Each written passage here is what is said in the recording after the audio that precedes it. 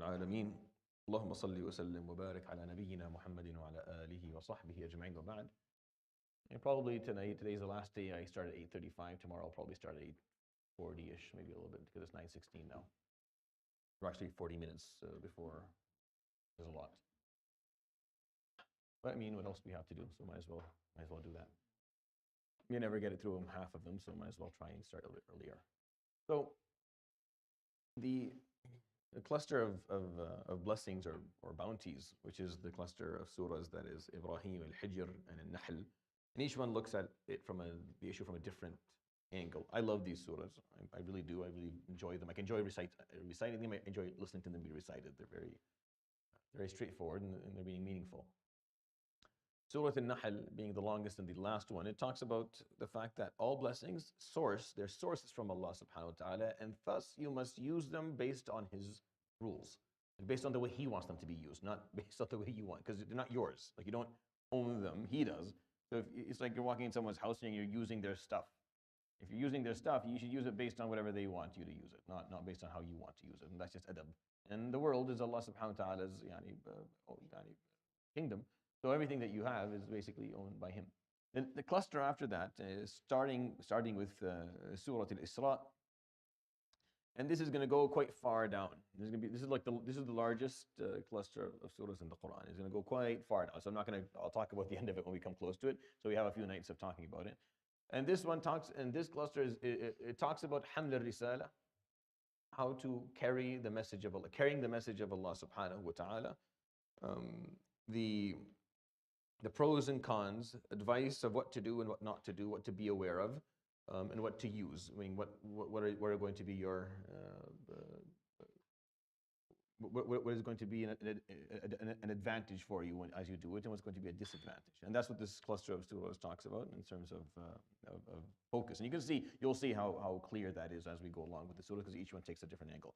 And Surah Al-Isra is the first one, and it does that really as the first surah within that cluster. It does it very elegantly, and it talks about the fact how the Quran is the beacon, and the Risala itself, the message, has been moved from one generation to the other. Now, as Muslims, it's your turn. Here, now it's in your hand. Just as the people of Nuh started out, and then the people of Ibrahim. Every generation were responsible of carrying this message of Allah subhanahu wa ta'ala to the next generation. And basically, as Muslims, you are now carrying it. It's yours. Here it is, and it's going to be in the form of the Quran itself. And that's what Surah Al-Isra talks about. You are now responsible. You're responsible for the message of Allah subhanahu wa ta'ala. You carry sole responsibility. This is a very important concept, meaning anyone can carry it, but in the eyes of Allah subhanahu wa ta'ala, the group that is carrying the message that He approves of are the Muslims. So you are responsible for it, and the responsibility of it comes in the form of the Quran itself. And that's what Surah Al-Isra talks about. And Surah Al-Kahf says, here's what you need to build your civilization. You're carrying the message, you need to build a society, you need to build a country, you need to build a nation. You need to build a nation. What do you need to build a nation? You need 4 things to build a nation, which is what Surah Al-Kahf talks about. You need the idea. You have to have the idea has to be rock solid, which is the story of Al-Kahf and the people of the Kahf. They had an idea. There was only 3 of them and a dog, and they were still out. They outlasted a king and everything, and all his arm, all of his glory and all of the armies. Why? Because they had a solid idea, and he was bankrupt intellectually. So, number 1, the idea. Number 2, the wealth, which is the story of Ashab al-Jannatain, right? And number 3, the knowledge, with the story of Musa and Al-Khadr, talking about ilm. And the 4th is power. You need to have power. You need numbers, and you need people who are willing to stand their ground, which is the story of Dhul Qarnayn. These are the 4 things that you need. That's why we read this surah every single week, by the way. Read Surah Al-Kahf every week to remind yourself this is what you need to build your nation. And in order for you to be responsible for this risala, you have to build the nation. A nation is built, it needs 4 things. These are the basic 4. You need to have a rock solid idea that you're willing to live for and die for. You need to accumulate wealth, you need to have knowledge, and then you need power, you need status. If one of them isn't there, then it's not really a nation. Not a nation. Which is why we're not a nation. Like in this country, we're not a nation. We're just a population. If you want to actually qualify as a community or as a society, we need one of these things. We need to centralize our idea, centralize the religion, which we don't have. We're all over the place, and there's no centralization for the religion itself, and that's the most difficult one of all. And I don't think it's even possible. So I don't even dream of it. You centralize the wealth. The money has to be in the middle. Like you have to all be paying to one thing, to one big fund, and that fund is what allows us to buy houses and get married, and you centralize the money. Or you centralize the education, meaning we all have the exact same, meaning we all are learning whatever it is that we need to learn, and it's being organized by another group. Meaning we have a centralized group that are saying, this is what we need, this is the number of lawyers we need, these are the number of engineers we need, doctors, people who are going and get into politics, you can get to, and then or we centralize the politics, which is the status, which is the last one. Centralize that, at least the politics, meaning all, and we can't do that here. You can't have politics based on religion, which I agree to, but honestly, but we can't do it. So what we're stuck with is the fourth part, or the one that the Surat doesn't really talk about, which is like one level under, is you centralize the social aspect. Meaning we all just clump up and live in one place. We all live in the same area. You ever seen Chinatown or Little Italy, or this is how communities clump up. I think that's even that I think is difficult for us. I think the only one that's possible is the financial one. The only thing that I think is possible for Muslims in terms of centralizing their society and turning into a nation is centralizing their wealth. Everything else is almost impossible to actually happen. But wealth, you can do it. 10, 15 people who are trusted in society run a big fund. All the Muslims pay their zakat and their sadaqat, and basically as a Muslim you have a ishtirak, meaning it's a subscription, and you put your money there. And that wealth is what moves and it serves the needs of the society. It builds the schools, it helps people buy homes, help people get married, help people who are in debt. It just helps people move forward. And then as Muslims we have that resource for ourselves to grow. But that's what Surah Al-Kahf teaches. And we're going to stop somewhere in Surah Al-Kahf, so I'm going to end with that. But each surah, as we're going to go along, is going to talk about an aspect of how to carry this message. Surah Al-Surat tells you that you are responsible. It's in the form of the Quran. Surah Al-Kahf, here's the 4 things you need. You need these 4. You need the idea, it has to be rock solid. You need the wealth, you need the knowledge, and then you need the status, or the power. And if any of those is missing, then you're not going to really do much. Okay, so let's start with the first ayah of, let's do 96 of Surah Nahl, if you don't mind. Let's do 96, so that we can make. أعوذ بالله من الشيطان الرجيم من عمل صالحا من ذكر أو أنثى وهو مؤمن فلنحيينه حياة طيبة ولنجزينهم أجرهم بأحسن ما كانوا يعملون. This serves as the only verse in the Quran that offers the individual Muslim a promise. Muslims as a group are offered promises in the Quran, but as individuals, you're not offered anything. You're not promised anything. You're not promised wealth, you're not promised health, you're not promised long life, you're not promised victory, you're not promised anything as an individual, except what Allah subhanahu wa ta'ala promises in this ayah in Surah Nahl. It's talking about the blessings coming from Allah subhanahu wa ta'ala, so this is the exact right place for this verse to exist in the Quran. Man amila salihan min dhakarin aw untha, those who perform the deeds that Allah subhanahu wa ta'ala commanded them to perform, male or female, وَهُوَ مُؤْمِنٌ in a state of belief.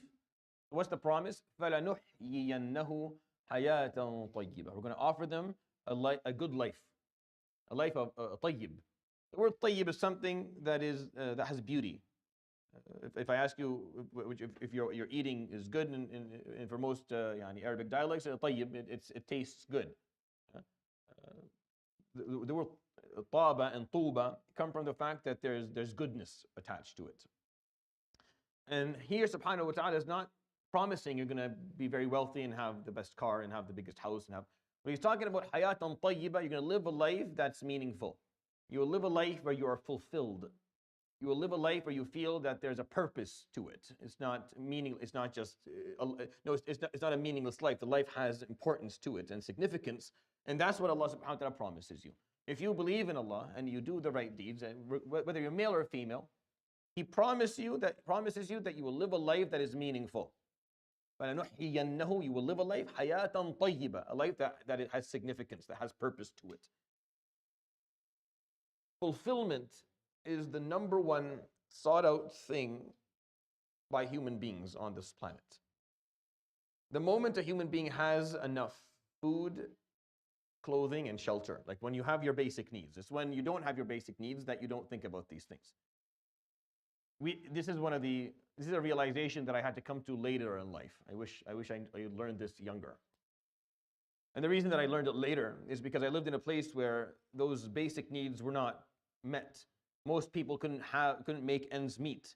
So they were barely, they could barely make sure they had enough to eat and had enough clothing to dress themselves and a shelter that is dignifying. They didn't have any of that. And because there was always something missing, they were continuously running after this mirage and running after their basic needs. So it's hard to think about fulfillment when you can barely fulfill your needs.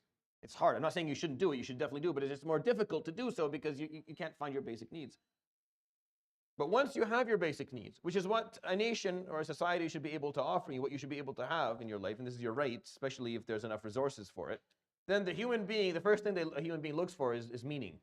We start wondering about meaning, and we want to feel fulfilled. We want to feel that we matter, that what we're doing matters, that life goes somewhere. And that's what Islam offers you. That's the only guarantee you have from Allah subhanahu wa ta'ala as an individual. There's nothing else. He guarantees nothing else for you. Sometimes we enter Islam, we're thinking Allah, because we're going to obey Allah subhanahu wa ta'ala, then He owes us this, then He owes us that. And you'll no, He owes you nothing. Nothing at all. But He does guarantee a life that is fulfilled. He does guarantee a sense of fulfillment and significance and purpose and meaning in your life, which is the most important thing that you can look for. There's nothing that outweighs it. The sense of emptiness and loss that people struggle with, those who don't know Allah subhanahu wa ta'ala, they struggle with that, is the number one cause for a lot of the basic mental health struggles that we have in this world. From anxiety to depression to lack of motivation to procrastination and laziness and these basic bad habits that we all don't like and don't. It comes from a lack of fulfillment, we don't have the sense of fulfillment is not there. We don't know why. Why should I get up in the morning? Why do I care? Why do I care? Give me a reason to care. No, you do have a reason. Of course you do. There's meaning for you. Your meaning is actually very important, very profound. And that's the hayatan tayyibah that He promises us, subhanahu wa ta'ala. وَلَنَجْزِيَنَّهُمْ أَجْرَهُمْ بِأَحْسَنِ مَا كَانُوا يَعْمَلُونَ. And we're going to give them their ajr, their reward, based on the best of what they were doing, based on the best. Within the same verses here, He says, subhanahu wa ta'ala, I'm not going to read it, but I think it's interesting. You'll find the verse right around these verses, where He says, مَا عِنْدَكُمْ يَنْفَدْ وَمَا عِنْدَ اللَّهِ بَاقٍ. What you have ends. Whatever you own is limited. It's not infinite, it's finite. It ends. Everything does. Whatever you own will come to an end. Whatever it is that you have, whatever it is that you enjoy, it's all going to end. And anything that ends, no matter how much it is, no matter what degree of abundance it exists, the fact that it ends means there's not too much of it. وَمَا عِنْدَ اللَّهِ بَاقٍ. What Allah subhanahu wa ta'ala has is infinite, will stay forever. It never ends. That's why let's think about joy. No matter how much joy there is, it ends.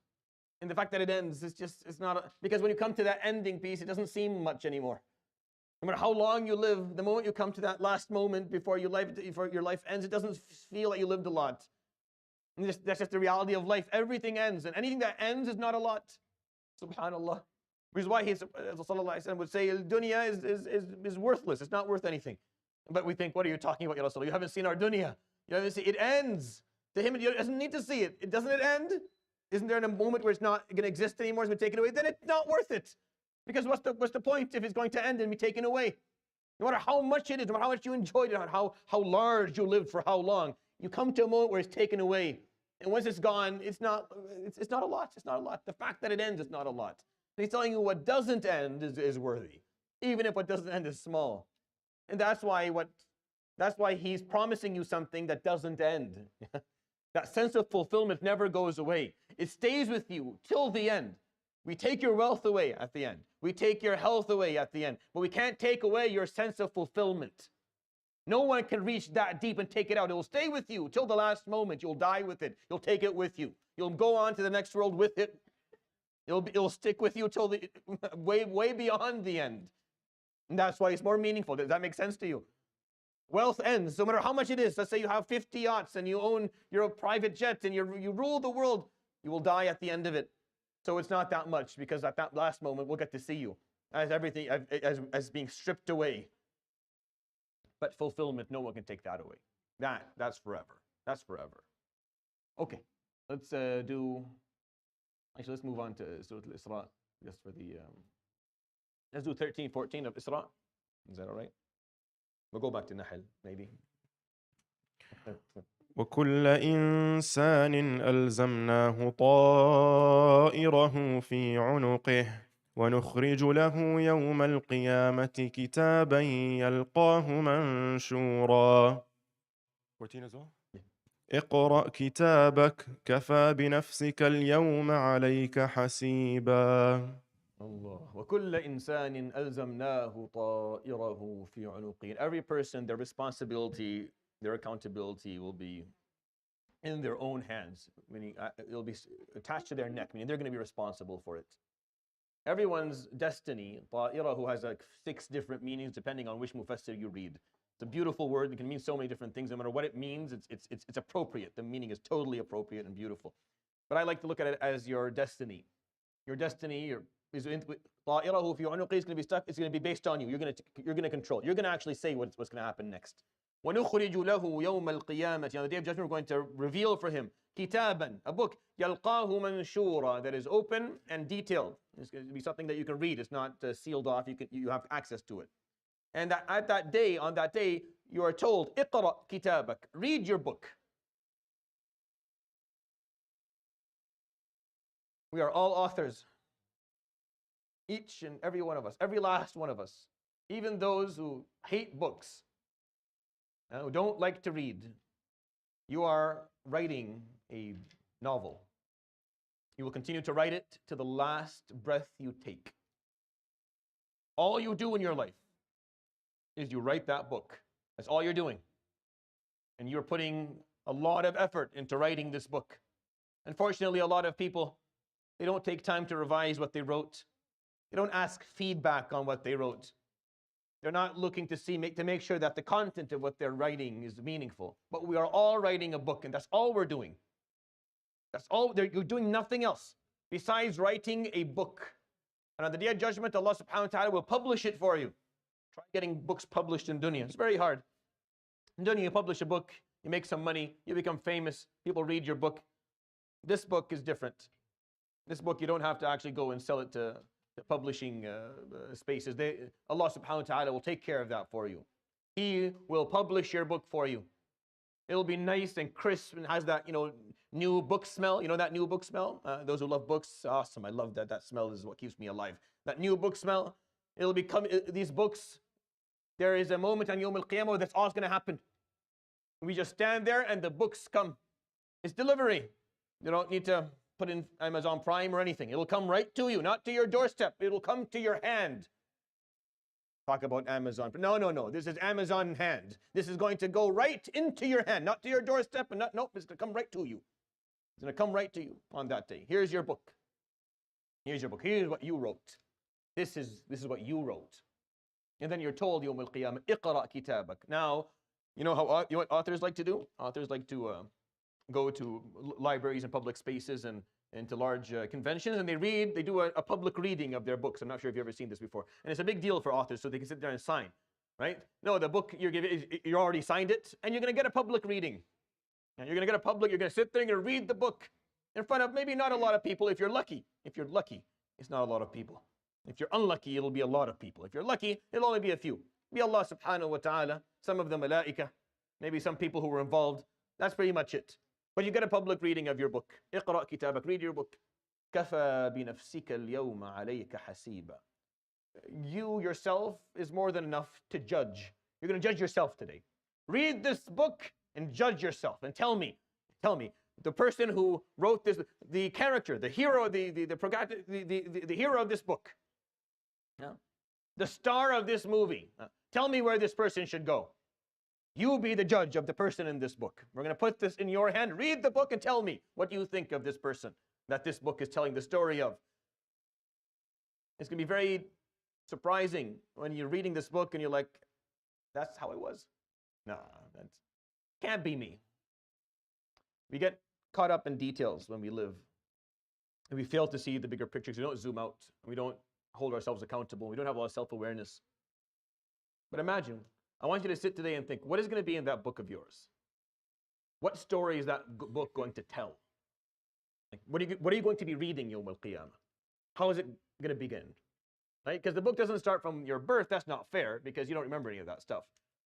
It'll start from a moment when you woke up to the world, right? When Fulan woke up and was able to process and was able to distinguish right from wrong, and it tells the story and what were the first choices that this person made.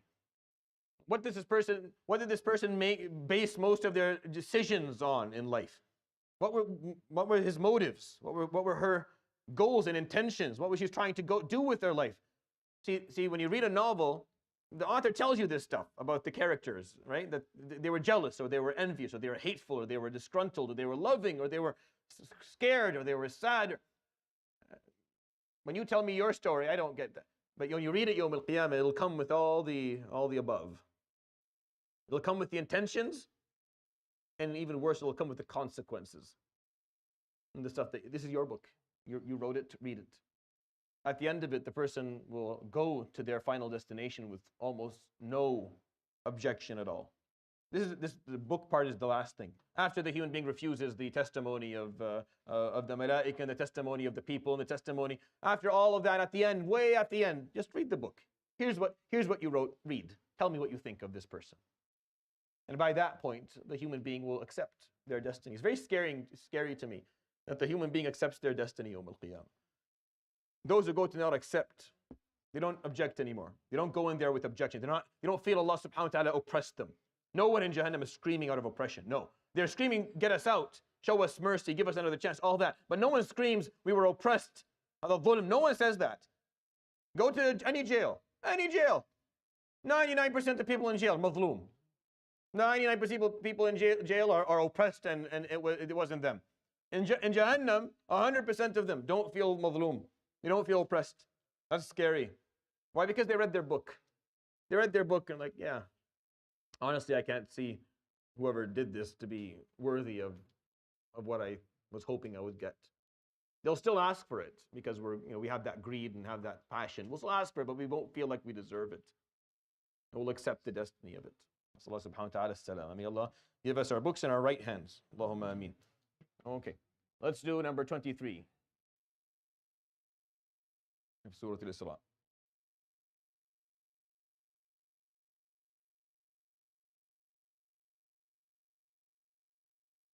وقضى ربك ألا تعبدوا إلا إياه وبالوالدين إحسانا إما يبلغن عندك الكبر أحدهما أو كلاهما فلا تقل لهما أف ولا تنهرهما وقل لهما قولا كريما.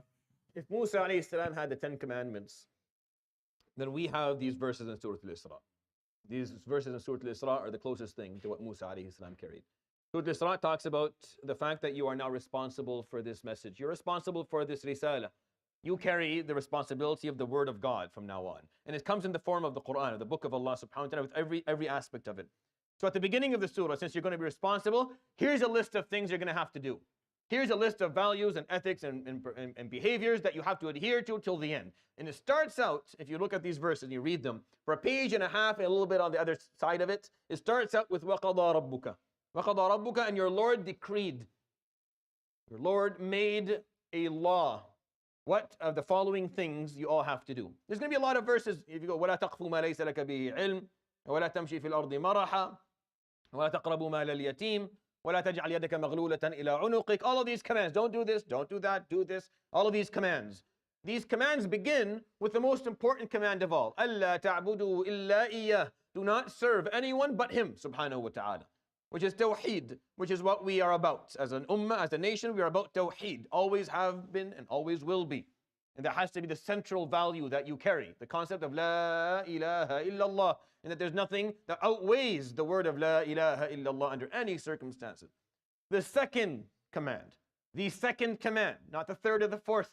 The second that exists in the same ayah. Every other command will come in a separate verse. This command will be attached, will be associated with the first command, and it will come in 2 and 3 verses in a row. وَبِالْوَالِدَيْنِ إِحْسَانًا. And to be the best you can be with your parents. Show your parents excellence, ihsan. This bir, which is coming very soon in Surat Maryam, and a few more tomorrow.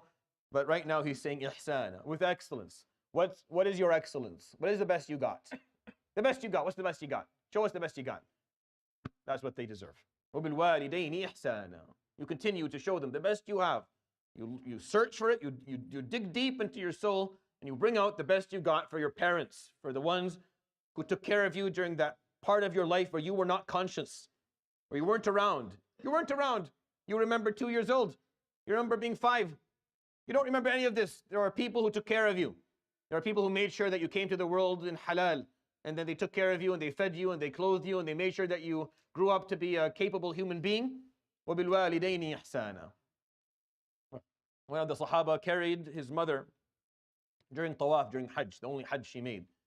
So he came to the Prophet ﷺ, the hadith is a Muslim. فقال يا رسول الله أوفيتها حقها, have I paid her back? قال ولا طلقة من طلقات ولا زفرة من زفرات رحمها. Not even one contraction of her uterus. Not even one. You didn't even pay for one moment of when she was giving birth to you. He's not even talking about what came later. He's not talking about maybe the 10, 15 years later that he took care of you. Let's go to the beginning. Not even that. Not even one. You're not even close. وَبِالْوَالِدَيْنِ إِحْسَانًا. And then he details subhanahu wa ta'ala. إِمَّا يَبْلُغَنَّ عِنْدَكَ الْكِبَرَ أَحَدُهُمَا أَوْ كِلَاهُمَا. As they grow old, and if one of them or both of them get old in your life and they're around you as they age, فَلَا تَقُلْ لَهُمَا أُفْ. Don't say the word uff to them. Don't let them hear it. It doesn't mean you can't feel it. Huh? Doesn't mean you can't feel it. You can totally feel it. Just don't say it and don't make it apparent. Just don't explain that this is what you're feeling to them. It's okay for a parent to frustrate you. Normal. It would be weird if they didn't. It's payback, Habibi, it's payback. Once you have a child, you understand exactly what I'm saying. It's payback. My father enjoys seeing me struggle with my toddler. It makes him happy because watching this is exactly what you did to me. So enjoy. It's okay to be frustrated. You just don't say it. In Arabic, the weakest letter of the Arabic language, anyone who studies tajweed, there are scales to study the strength of letters in Arabic language. There are attributes of strength, like jahr, right, and itbaq, and shiddah. So if you give a point for each of those, and then you give for the opposite, the hams, and al-rakhawa, and give them 0. The one letter, there's only one letter in Arabic that gets 0 out of 10. Meaning or 0 out of 5. All of his attributes are weak. It's only one letter in the Arabic language. Fa. That's it. It's harf al-fa. It's the fa. Don't say uff. Don't use a one-syllable word that has the weakest letter in the language to object to anything they have to say. Don't even say uff. This is the weakest thing you can say. This is the most simple form of objection. Don't even use that. You don't like it, ya akhi. No one's saying that you have to like it. Just keep that to yourself. Because you're your parents. فَلَا تَقُلْ لَهُمَا أُفٍّ وَلَا تَنْهَرْهُمَا. And don't point out that they are wrong to their faces. Don't make them feel upset. Don't correct them publicly.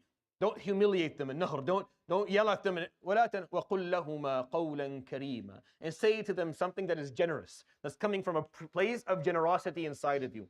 وَاخْفِضْ لَهُمَا جَنَاحَ الذُّلِّ مِنَ الرَّحْمَةِ. And lower your wing in humiliation out of mercy. This is a figure of speech. Obviously, none of us have wings. But جَنَاحَ الذُّلِّ is the wing of humility. It's like, what are wings used for? Wings are used to soar. You're up high, you look down at everyone. With your parents, you take your wing and you put it in a humble way on the ground so that you can step on it when they go and they step on it as they come back.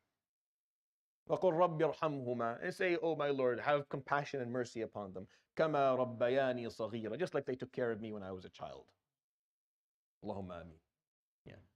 So make sure that if you are lucky enough and you are fortunate enough to have aging parents or have your parents in your life, because some people don't, that you show them the ihsan that Allah subhanahu wa ta'ala talks about in the Quran. He associates this command with his own name. Every other command comes on its own. It has its own little ayah. Except this one. It comes stuck with the first one. وَقَضَى رَبُّكَ أَلَّا تَعْبُدُوا إِلَّا إِيَّاهُ وَبِالْوَالِدَيْنِ إِحْسَانًا. Together, not even thumma. He didn't even say ثُمَّ بِالْوَالِدَيْنِ, as in do this after. He's saying do it together. Worship me, say La ilaha illallah as you take care of your parents. As you do it. Not after. Don't do it after. No, do it at the same time. A nation of uquq will not prevail. A nation that is filled with uquq, with people who do not honor their parents, who do not take care of them, who do not show them their excellence, is a nation that will go nowhere. It's a nation that will stay exactly where it'll regress horrifically. Allah subhanahu wa ta'ala will not take care of a nation of aqeen. Now this is an issue that needs unpacking. This is rank number 3 in the number of problems I have to deal with maybe on a daily basis. The issue of birr and uquq. So it needs unpacking. So yes, there are details here. And yes, there are exceptions. And yes, there are certain abuse of power that occurs here and there from parents sometimes. And things that they don't really get to say that they act like they can't. There are certain mistakes that are made. Bir does not mean that, and here's one piece of advice for you if you're a parent. Don't use bir on your children. Use the concept of bir on yourself. See, the Quran is not here to be used on others. The Quran that you have in your hand is there to be used on you. So when you talk about bir, don't talk about bir with your children. No. Talk about bir to yourself. Let your child figure that out. Because when you say you have to perform bir, that's very self-serving. And that's corruption to a certain degree. Let him figure that, let he or she figure that out elsewhere. The bir that you need to practice is the one that you practice. The one that you have to care about is the one that you have to practice. Your parents are deceased because you're old. It doesn't mean there's no bir. Bir is still there. And if you're going to remind them of bir to your children, then make sure you do that very kindly and gently and tenderly. And it's not in a self-serving way. And you're doing it because you don't want to show them uquq, because you don't want them to fall into a problem where they're going to harm themselves. Bir is based on the needs of the parent, their needs. Meaning bir means that you have to be there for them whenever they need you. That if they are requiring your support or aid financially, socially, or emotionally, that you provide that for them. Bir doesn't mean that they get to dictate every decision that you make in your life. That doesn't mean that. I know that parents don't like that from, but you don't get to tell them what to study. You don't get to tell them where they can work and what job to pick up. Unless they're doing something haram, where they have to obey you because it's ma'roof, because you're telling them to do the right thing, halal, not. But based on your personal preference, you don't get to say that to them. You don't get to make those decisions. You get to be involved, but you don't get to dictate. You can't use the bir card for this stuff. That's a problem. If you overuse the card becomes worthless. I'm sorry. If you overuse something, keep on using the same thing every time, people will stop caring about it. Bir can be only used when it should be, which is the needs of the person. As a parent, you're entitled to your children to take care of you, to care for to care about your feelings, to care about whether you are eating, whether you're financially taken care of, or socially taken care of, or emotionally taken care of. That's the huquq that you have upon them, and they must see that through. But it's not based on control. It's not based on control. And I'm going to leave it at that for people thinking about. But remember these verses in Surat al-Isra, where Allah subhanahu wa ta'ala, He talks about worship of Himself, Jalla Jalal, of Tawheed, immediately. وَبِالْوَالِدَيْنِ إِحْسَانًا. You need to show your parents excellence and the beauty and the importance of these ayats. Okay. Let's do 59. We're running out of time. وما منعنا أن نرسل بالآيات إلا أن كذب بها الأولون وآتينا ثمود الناقة مبصرة فظلموا بها وما نرسل بالآيات إلا تخويفا. Within Surah Al-Isra that talks about carrying the message, you're responsible, and it's going to come in the form of the Quran. This verse is extremely important, it's crucial. Why is it the Prophet ﷺ was not granted all of these miracles that prophets before him were granted? So this is what Allah subhanahu wa ta'ala says in the Quran. وَمَا مَنَعَنَا أَن نُرْسِلَ بِالْآيَاتِ. The only reason that we did not send further miracles, physical phenomena that people would like to see, like Musa hit the sea opens up, the Naqa of Salih. إِلَّا أَن كَذَّبَ بِهَا الْأَوَّلُونَ, is that they had no effect on the earlier nations. I mean, we gave the earlier nations all of these things, and they didn't believe. وَآتَيْنَا ثَمُودَ النَّاقَةَ مُبْصِرَةً. And specifically for Thamud, we gave them the Naqa. The Naqa was insane.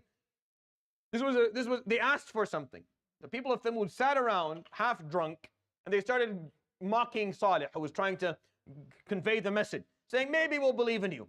Maybe, but you have to do something for us. And they're all laughing and giggling. It's like, yeah, you see that? They had this big boulder in the middle of a mountain. And they start saying, you see that boulder? It has to just rip open. And then another guy laughs and said, yes, and a she-camel has to come out of it. And then a third guy's like, yeah, and she has to be so big that she has to drink from the well for a full day. Everyone's laughing their head off. And she has to have this, and she has to be pregnant, and she has to... And once they were done, Salih said, if I do that for you, are we done? And they all sobered up. And because he was serious, if I deliver this to you, will you say La ilaha illallah and we move on and we don't end up losing everything? Because punishment is on its way if we don't. So he said, of course, if you do it. So he did it. What did they do? فَعَقَرُوهَا. They slaughtered it and ate its meat. And they slaughtered its calf with it.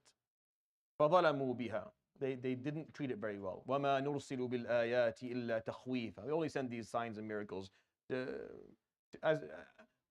put some fear in the hearts of servants so that they actually revere Allah subhanahu wa ta'ala. That's why when you go to the end of Surah Isra, وَقَالُوا لَن نُؤْمِنَ لَكَ حَتَّى تَفْجُرَ لَنَا مِنَ الْأَرْضِ يَنْبُوعًا. And then you go to these verses. Actually, let's do those. Can you go let's hear those for the... I think we'll end with that, inshallah ta'ala. وقالوا لن نؤمن لك حتى تفجر لنا من الأرض ينبوعا أو تكون لك جنة من نخيل وعنب فتفجر الأنهار خلالها تفجيرا أو تسقط السماء كما زعمت علينا كسفا أو تأتي بالله والملائكة قبيلا أو يكون لك بيت من زخرف أو ترقى في السماء ولن نؤمن لرقيك حتى تنزل علينا كتابا نقرأه قل سبحان ربي هل كنت إلا بشرا رسولا. The Quran, when the Prophet ﷺ brought it to the mushrikeen, this is what they said. We won't believe in you until you are able to have water gush out of the land for us. Or you have a garden from date trees and vineyards. فتفجر الأنهار خلالها تفجيرا. You have the river and you have rivers run in between the gardens that you own. Or you have the sky shower تسقط السماء كما زعمت علينا كسرا. Pieces of the sky shower upon us. أو تأتي بالله أو الملائكة قبيلا. You bring us God himself or the malaika. أو يكون لك بيت من زخرف. You have to see a big castle of gold. أو ترقى في السماء. Or you need to elevate into the sky. And then when you elevate, we won't believe in your elevation until we see a malak give you the Quran in your hand. This is what they're saying. قل سبحان ربي هل كنت إلا بشرا رسولا. Exalted is my Lord. What am I besides a human messenger? I just bring you the teaching. Because the Quran is better than all of that. And the Quran is more meaningful than all of that. A physical miracle will work for the person who saw it at the time they saw it. But then the people come later, it won't work for them. And even the people who see it, won't necessarily end up believing in it because there's so many ways to be fooled.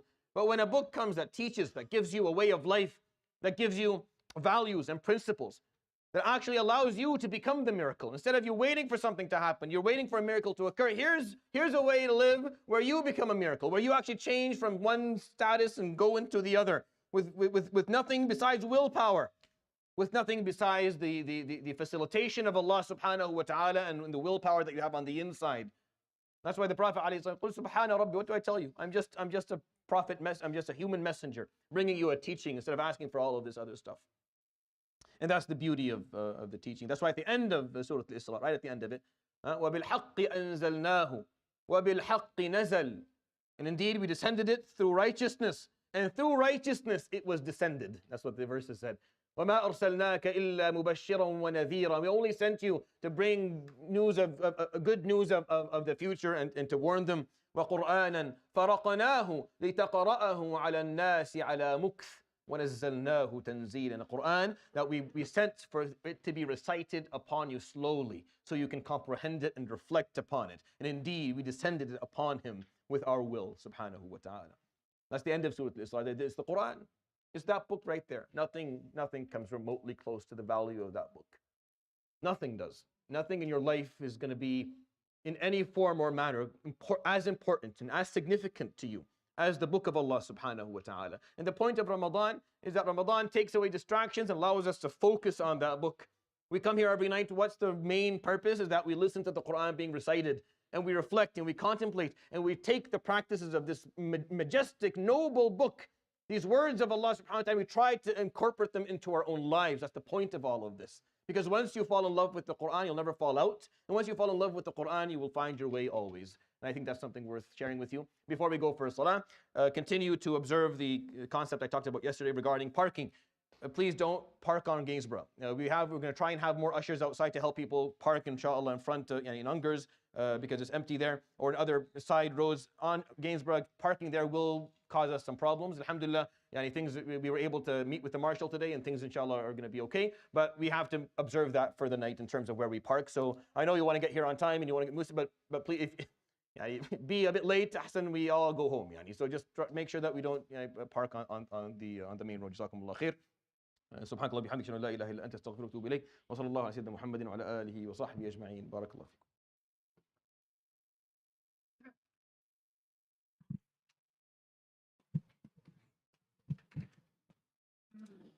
الله أكبر الله